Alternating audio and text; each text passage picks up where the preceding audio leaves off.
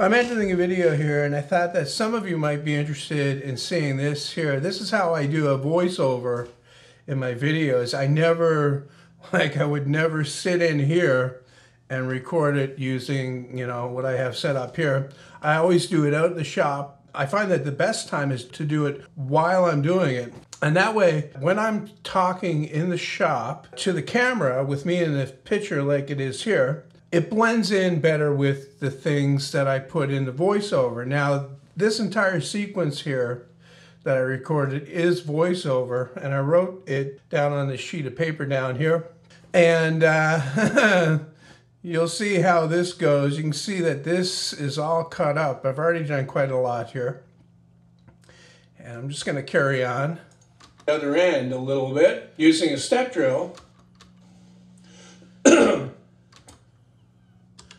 And here you can see I'm trying to hold it with my fingers. And here you can see I'm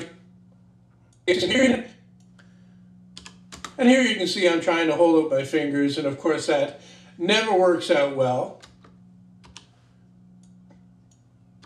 So I got out the channel locks and I got a better grip on it. You can see how this works. I just cut out the places where I stop, or I cut out the things that I said wrong that I have to repeat. And sometimes I can do that like 10 times, 15 times in a row before I actually get it to the point where I'm happy with what I'm saying. Now this doesn't have to be deep. Now this doesn't have, see what I mean? Now this doesn't have to be very deep because the hub of the wheel and coughing, of course. Now this doesn't have to be very deep because of the hub of the wheel. Now this doesn't have to be very deep because of the hub of the wheel. Now this doesn't have to be very deep because the hub of the wheel. Okay, get rid of this one. Is not very thick. It's not very thick either. Now this doesn't have to be. Holy hell, man! What was wrong with that first one that I did there? It's not. Now this doesn't have to be very deep because the hub of the wheel is not very thick either. Okay, so there's that one. Doesn't have to be very deep. Now I don't have to drill this out very deep because the hub of the wheel is not that thick. Okay, that one actually sounds better. Have to be very deep. Now I don't have to drill this out very deep because the hub of the wheel is not that thick. Okay, so let's get rid of this one. Locks and I got a better grip on it. Now I don't have to drill this out very deep because the hub of the wheel is not that thick. Less than 1/4 inch. And when I slide, I don't need the less than 1/4 inch in there. And when I slide it onto the shaft, you can see that the right amount is sticking out on the front there. Now another problem with the here's something that I struggle against right here. The right amount is sticking out on the front there. That there on the end. I keep putting there and here on the end of sentences, and it can really mess up what I'm trying to say overall. I mean, I'm saying phrases, individual phrases, but when you're trying to link them all together in smooth voiceover, it kind of sounds.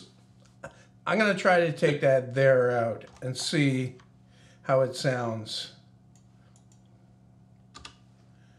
You can see that the right amount is sticking out on the front. No, it doesn't sound. Because you would, if you're ending that phrase with front, you would say front differently than you would if you had a there after it. It would be front there, or it would be front. Front would be longer, it would be more stretched out, so. Front there. Now another problem with the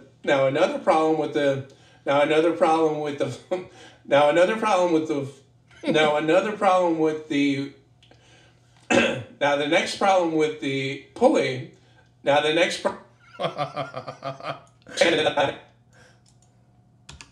now the next problem with the pulley is that it's not flat on the face there. There. There again. God damn it. So we got there, here, and we got there, here. Shit. Did I say that again without the there? So I'm going to temporarily... No. Now the next problem with the... See what I mean? This is... this kills me.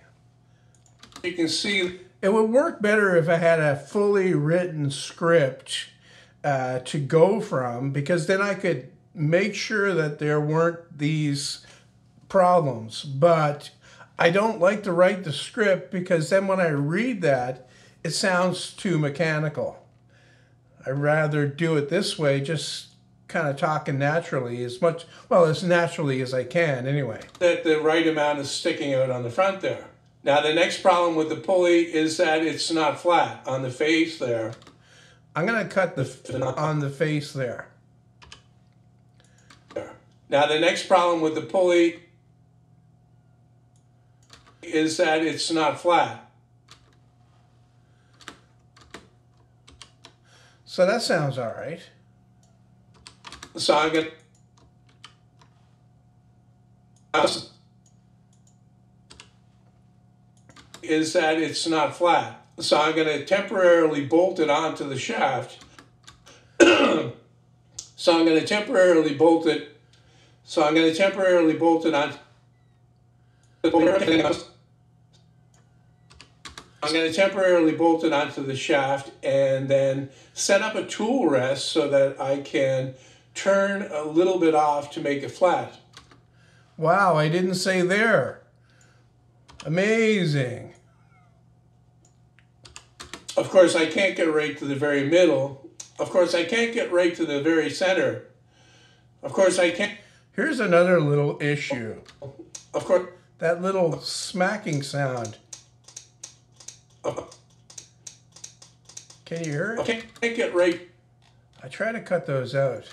Of course, I can't. That annoys me when people do that. And especially annoys me when I do it. So I consciously try not to do that, but I don't know. Sometimes you can't help yourself. I can't get to the very center of the pulley. Of course, I can't get to the center of the pulley because the nut's in the way. The nuts are in the way. So my nut's in the way. A little bit off to make it flat. Of course, I can't get to the center of the pulley because the nut's in the way. So I've taken it over to my wooden vise and I'm going to chip that out of there. See, here's something else that I was doing before. I've always done the voiceovers like this, basically. And what I used to do before is leave not enough space in between. And to sound natural, there's pauses that you will have in between the things you're saying. And if you cut too much of that out, it just doesn't sound right. It's too difficult to listen to. It's too difficult to follow. So you need those little pauses between things to make it sound more normal. It's like you leave a little bit in between here. So I can turn a little bit off to make it flat. Of course, I can't get to the center of the pulley because the nut's in the way. So I've taken it over to my wooden vise and I'm going to chip that out of there. So I've taken it over to my wooden vise and I'm actually going to chip the rest of the... Yeah, this is one that I had problems with. I remember this. So I've taken it over to my wooden vise and I'm actually going to chip the rest of the aluminum out of there with that chisel I use for turning. Okay, that's the good one right there. There's the nuts in the way. So I've taken it over. And then to tune it up a little bit more, I'm just going to rub it on some sandpaper here on the top of my table saw. Wow. Yeah, so that's basically it. I have how much more to do here? I've got this much more to edit. this clip to begin with. I'll just bring it in and show you how long it was. This is how long it was to start with. It's twice as long almost already. That's how much I cut out of that first part there to get that whittled down to where it is now. The disadvantage of doing it this way is that I'm recording this like I normally would. All right, so I'm recording video as well. So I wind up with files that are pretty big and I wind up with video that I don't really need, but I think it's worth it because I can, do this. I can actually sit down and edit the voiceover relatively easily, and it'll blend in with the other things that I say in the shop. And if I mess up something, I know exactly where the camera was positioned with the mic above and where I was standing, so I can go out and I can stand in that place again and record that part again, and it will fit right in. It'll blend right in. I've got all of the voiceover done and I've stripped out the video.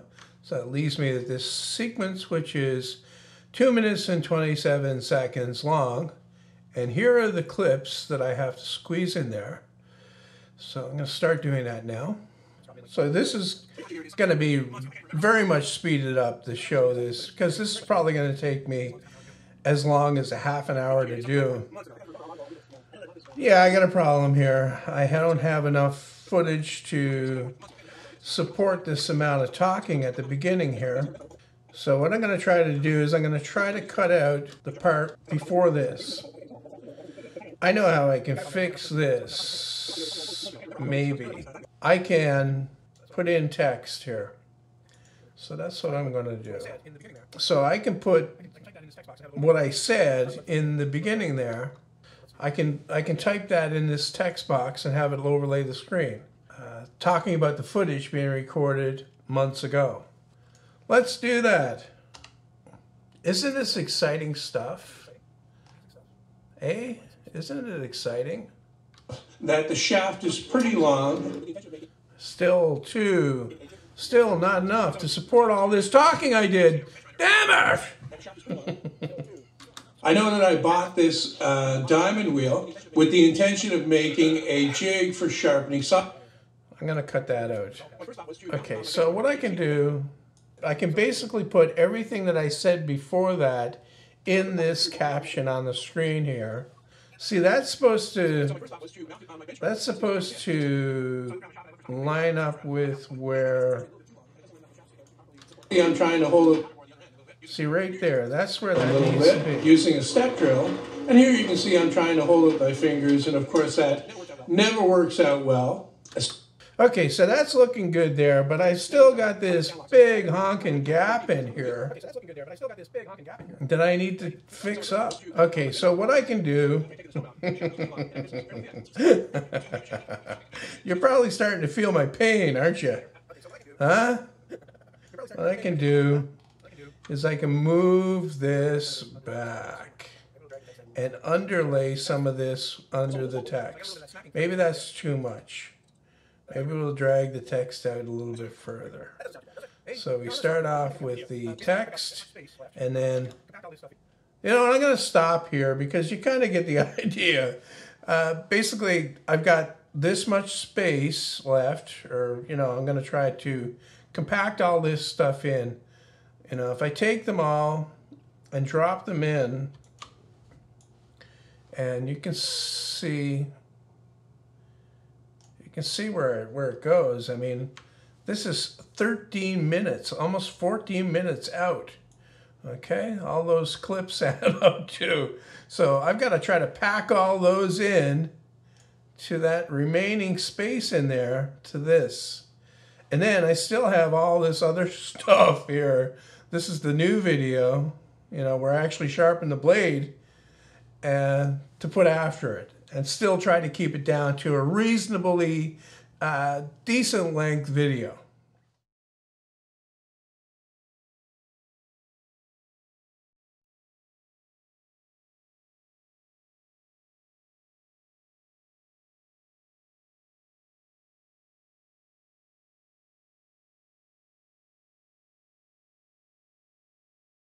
And so my first thought was to mount it on my bench grinder.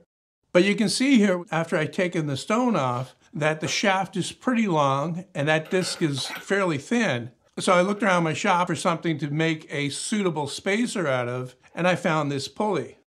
It's actually a little bit too long, and it doesn't let enough of the shaft stick out to support the hub of the wheel. So I'm going to try to counterbore the other end a little bit using a step drill. And here you can see I'm trying to hold it with my fingers, and of course that never works out well. So I got out the channel locks and I got a better grip on it. Now I don't have to drill this out very deep because the hub of the wheel is not that thick.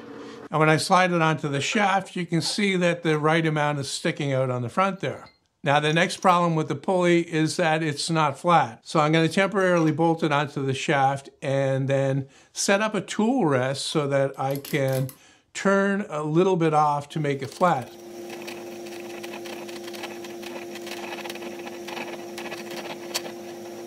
Of course, I can't get to the center of the pulley because the nut's in the way. So I've taken it over to my wooden vise, and I'm actually going to chip the rest of the aluminum out of there with that chisel I use for turning.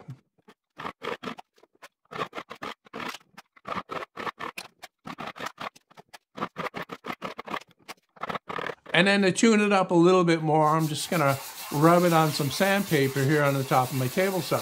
Now that's probably not perfectly flat. So I slipped it back onto the shaft and I put the wheel on as well. But we can see here that it's not perfect, and I really didn't expect it to be.